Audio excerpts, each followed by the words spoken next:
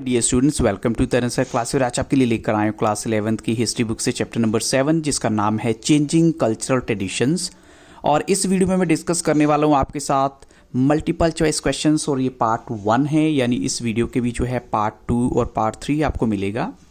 और first question आप देखिए यहाँ पर है, from 19th century the term जो एक यूज़ किया गया था पर्टिकुलरली हिस्टोरियंस के द्वारा to describe the cultural changes in this period, वो आपको उस टर्म का नाम बताना है। कौन सा शब्द उन्होंने, कौन सा वर्ड यूज़ किया था। तो ऑप्शन आपके सामने है कल्चरल अपलिफ्टमेंट, कल्चरल मॉडिफिकेशंस या फिर रेनेसां। तो बच्चों यहाँ पर राइट आंसर है ऑप्शन सी। उन्होंने जो वर्ड यूज़ किया था, टर्म यूज़ किया था इस कल्चरल चेंजेस को डिस्क्राइब करने के लिए, वो था रेनेसां। आप चलते हैं क्वेश्चन नंबर 2 के लिए। The historian who emphasised these cultural changes was a Swiss scholar. वो एक स्विट्ज़रलैंड के स्कॉलर थे, स्विस स्कॉलर थे। अब उनका नाम बताइए क्या था। तो ऑप्शन आपके सामने है जैकब बर्कहार्ट या फिर कहेंगे हम लियोपोल्ड वॉन रैंकी। तो ऑप्शन आपके सामने हैं, तो दोनों में से एक ही करेक्ट आंसर है। और वो राइट आंसर क्या है? The right answer is option A, Jacob Burckhardt जो है, जिन्होंने इस बात पे जोर दिया था कि कल्चरल चेंजेस जो हैं वो हुए हैं और एम्फेसाइज किया कि होने चाहिए। अब चलते हैं question number 3। Who believe that politics was not the be all and and all in history writing. अब ये किसका मानना था कि पॉलिटिक्स जो है वो हिस्ट्री राइटिंग के लिए सब कुछ नहीं होती। तो ऑप्शन आपके सामने है जैकब बर्कहार्ट या फिर लियोपोल्ड वॉन रैंकी। तो बच्चों यहाँ पर राइट आंसर है ऑप्शन ए, जैकब बर्कहार्ट जो है वो करेक्ट आंसर है। अब चलते हैं क्वेश्चन नंबर 4 के लिए। The civilization of the Renaissance in Italy was written by. ये जो बुक थी the civilization of the Renaissance in Italy, ये किसने लिखी थी। तो ऑप्शन आपके सामने है Jacob Burckhardt, Leopold von Ranke या फिर लियोनार्ड टेडपोल। तो बच्चों यहाँ पर करेक्ट आंसर क्या होगा? यहाँ पर फिर से राइट आंसर है ऑप्शन ए। ये बुक ये जो है लिखी थी वो जैकब बर्कहार्ट ने लिखी थी। आप चलते हैं क्वेश्चन नंबर 5 के लिए। When was the book the civilization of the Renaissance in Italy written. अब आपको इस बुक के पब्लिश होने का ईयर बताना है। तो ऑप्शन आपके सामने है इन 1870, इन 1860, 1850 और 1840। तो बच्चों यहाँ पर करेक्ट आंसर क्या है? यहाँ राइट आंसर है ऑप्शन बी, 1860 में ये बुक लिखी गई थी। और अब चलते हैं नेक्स्ट क्वेश्चन के लिए। What happened after the fall of the Western Roman Empire. Western Roman Empire के फॉल के बाद क्या हुआ था? फॉल का मतलब क्या होता है? जब बिल्कुल ख़त्म हो गई थी वो। तो ऑप्शन आपके सामने है a new empire came into power. कोई नई एम्पायर, जो एम्पायर वो पावर में आ गई होगी, या फिर कहीं बड़े सारे जो टाउन्स हैं वो बिल्कुल पॉलिटिकल और कल्चरल सेंटर्स में इटली में वो रुइन हो गए थे, बिल्कुल ख़त्म हो गए थे, या फिर there was no unified government, या फिर कहीं बोथ BNC। तो बच्चों यहाँ पर राइट आंसर क्या होना चाहिए?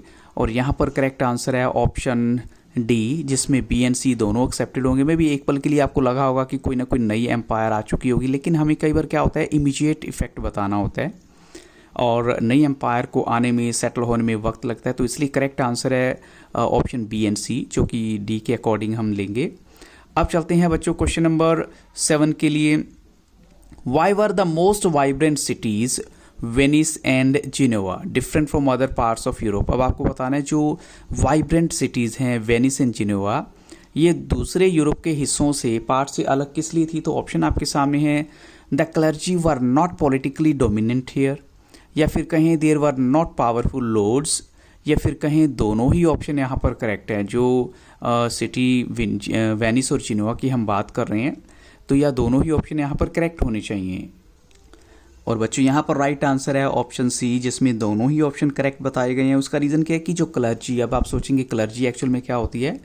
क्लर्जी में बच्चों ये सभी के सभी आ जाते हैं जो हमारे रिलीजियस परफॉर्म करने वाले लोग होते हैं, चाहे वो आप उनको पोप को लगा लें, चाहे उनके जो है दूसरे जो चर्च में होते हैं जिनको हम फादर बोलते हैं। तो ये रीज़न होता है कि इनको क्लर्जी की कैटेगरी में ही रखा जाता है।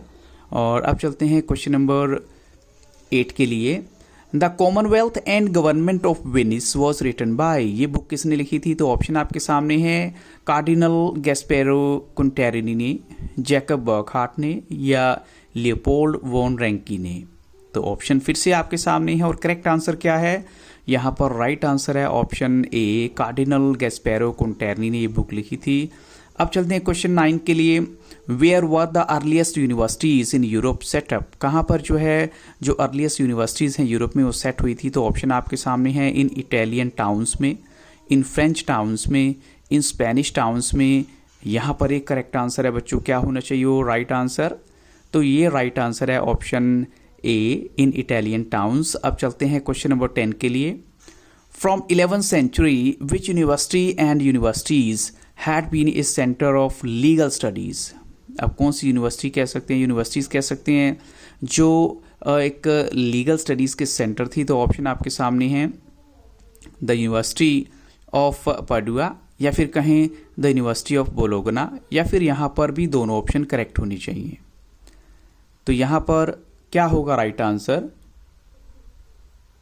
और बच्चों यहाँ पर करेक्ट आंसर है दोनों ही ऑप्शन ए और बी दोनों ही करेक्ट हैं। अब चलते हैं क्वेश्चन नंबर 11 के लिए। Who believed that antiquity was a distinctive civilization which could be best understood through the actual words of the ancient Greeks and Romans. अब ऐसा किसका मानना था कि जो एंटिक्विटी है वो एक डिस्टिंक्टिव सिविलाइजेशन थी जिसको आप बेस्ट अंडरस्टूड कर सकते हैं through the actual words of the ancient Greeks and Romans? तो ऑप्शन आपके सामने हैं कार्डिनल गैस्पेरो कॉन्टेरनी का मानना था, या फिर जैकब बर्कहार्ट का मानना था, लियोपोल्ड वॉन रैंकी का मानना था, या फिर फ्रांसेस्को पेट्रार्च का मानना था। तो 4 ऑप्शन आपके सामने हैं। अब आप बताइए बच्चों करेक्ट आंसर क्या होना चाहिए यहाँ पर? और बच्चों यहाँ पर राइट आंसर है ऑप्शन डी, फ्रांसेस्को पेट्रार्च का ऐसा मानना था। अब चलते हैं क्वेश्चन नंबर 12 के लिए। By the early 15th century, अगर हम 15th सेंचुरी के अर्ली टाइम पीरियड की बात करें, फॉर हुम was the term humanist used, किन के लिए ह्यूमनिस्ट वर्ड यूज़ किया गया था? तो ऑप्शन आपके सामने है masters who taught grammar and rhetoric, या masters who taught poetry and history, या फिर masters who taught moral philosophy, या फिर कहें ऑल ऑफ दीज। ये सभी के सभी ऑप्शंस यहाँ पर करेक्ट होने चाहिए। तो बच्चों यहाँ पर राइट आंसर है ऑप्शन डी, जिसमें सभी के सभी ऑप्शंस करेक्ट माने जाएंगे। अब चलते हैं क्वेश्चन नंबर 13 के लिए। Who use the Latin word humanitas for the first time. अब लैटिन वर्ड ह्यूमैनिटस सबसे पहले किसने यूज़ किया था? तो ऑप्शन आपके सामने है a Roman lawyer and essayist Cicero, या फिर an Italian lawyer and essayist Cicero. तो ऑप्शन आपके सामने है, करेक्ट आंसर बताइए। तो राइट आंसर है बच्चों यहाँ पर option A, a Roman lawyer and essayist Cicero. अब चलते हैं क्वेश्चन नंबर 14 के लिए। On the dignity of man, अगर ये बुक की हम बात करें ये किसने लिखी थी? तो ऑप्शन आपके सामने हैं जियोवानी पिको डेला मिरेंडोला, या फिर जैकब बर्कहार्ट, या फिर लियोपोल्ड वॉन रैंकी, या फिर फ्रांसेस्को पेट्रार्च। तो यहाँ पर राइट आंसर बच्चों आप बताइए, यहाँ पर करेक्ट आंसर क्या होगा? तो ऑब्वियसली जो करेक्ट आंसर है वो ऑप्शन है, क्योंकि इट्स अ न्यू नेम जो जियोवानी पिको डेला मिरेंडोला है जिन्होंने बुक लिखी थी on the dignity of man. अब चलते हैं क्वेश्चन 15 के लिए। दांते अलिगियरी रोट ऑन विच थीम, उन्होंने जो किस थीम पर लिखा था? तो ऑप्शन आपके सामने है political themes, religious themes, social themes. तो करेक्ट आंसर बच्चों आप बताइए, इन्होंने जो है किस थीम पर लिखा था, कौन से थीम्स इनको इंपॉर्टेंट लगते थे? तो ऑप्शन आपके सामने है, राइट आंसर है ऑप्शन बी, रिलीजियस थीम्स पर। हु वाज जियोटो, अब जियोटो कौन थे? तो ऑप्शन आपके सामने है politician, a preacher, a doctor, या फिर कहें an artist who painted life like portraits. तो बच्चों यहाँ राइट आंसर क्या होगा? और यहाँ पर राइट आंसर है an artist who painted life like portraits. अब चलते हैं क्वेश्चन नंबर 17 के लिए। फॉर हुम was the term renaissance man used, किसके लिए ये टर्म यूज़ किया गया था रेनेसां मैन? तो ऑप्शन आपके सामने है a person with many interest and skills, a person with good political knowledge, a person with good social knowledge, या फिर a person with good written knowledge. तो बच्चों यहाँ पर करेक्ट आंसर क्या होना चाहिए? और यहाँ पर करेक्ट आंसर है option a person with many interest and skills. उसे जो है माना जाता था कि वो रेनेसां मैन है। अब चलते हैं क्वेश्चन नंबर 18 के लिए। अब देखिए इसमें ऐसा भी हो सकता है, मैनी इंटरेस्ट और स्किल्स का मतलब है आप एक डॉक्टर भी हैं, एसेइस्ट भी हैं, एक अच्छे स्पीकर भी हैं, और आपकी राइटिंग स्किल्स भी बहुत अच्छी हैं। तो ऐसे जो है उसको रेनेसां मैन माना जाता था। अब चलते हैं क्वेश्चन नंबर 18 के लिए। For which period the term middle edges और medieval period was used by the humanist, यानी किस पीरियड के लिए उन्होंने ये टर्म यूज़ किया था। तो ऑप्शंस आपके सामने हैं। For the period of 100 years after the fall of Rome, for the period of 500 years after the fall of Rome, या फिर for the period of 700 years after the fall of Rome, या फिर for the period of millennium, means 1000 years after the fall of Rome।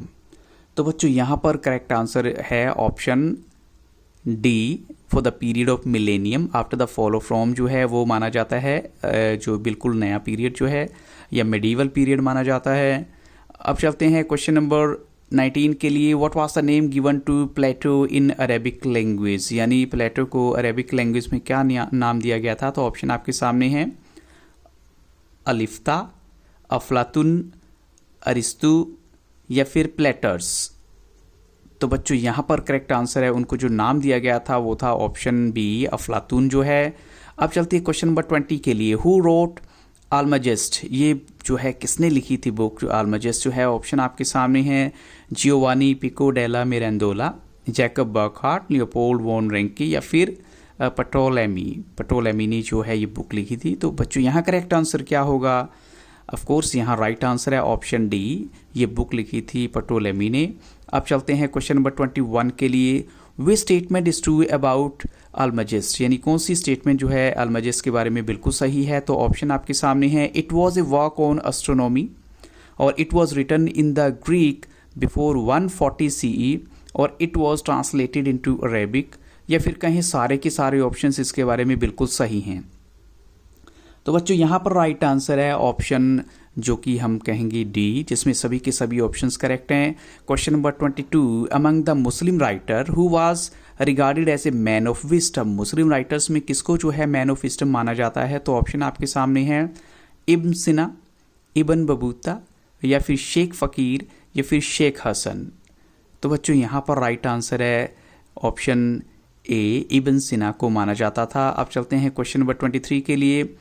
इब्न रुश्द जो है एक Arab philosopher है of Spain, and try to resolve the tensions between philosophical knowledge and, उन्होंने किस किस के बीच में उस टेंशन को ख़त्म करने की कोशिश की। एक तो फिलोसफिकल नॉलेज है और दूसरा वर्ड आपको वहाँ फिल करना है सोशल बिलीव्स, पॉलिटिकल बिलीव्स या फिर रिलीजियस बिलीव्स। तो इन तीनों में से बच्चों एक करेक्ट आंसर है, और वो क्या होगा राइट आंसर। और वो राइट आंसर है बच्चों ऑप्शन सी, रिलीजियस बिलीव्स में और फिलोसफिकल नॉलेज के बीच में इन्होंने टेंशन दूर करने की कोशिश की थी। Question number 24, except formal education what was the other way through which the humanist shape the minds of their age, यानी फॉर्मल एजुकेशन के अलावा और क्या चीज़ थी जिससे उन्होंने लोगों का माइंड जो है चेंज करने की, शेप देने की उसको कोशिश की है। तो ऑप्शन आपके सामने है थ्रू आर्ट, या कहें थ्रू आर्किटेक्चर, या कहें थ्रू बुक्स, या फिर ऑल ऑफ दीज। सभी के सभी ऑप्शंस यहाँ राइट होने चाहिए। तो बच्चों यहाँ पर करेक्ट आंसर है option D, all of these. सभी के सभी ऑप्शंस यहाँ पर करेक्ट हैं।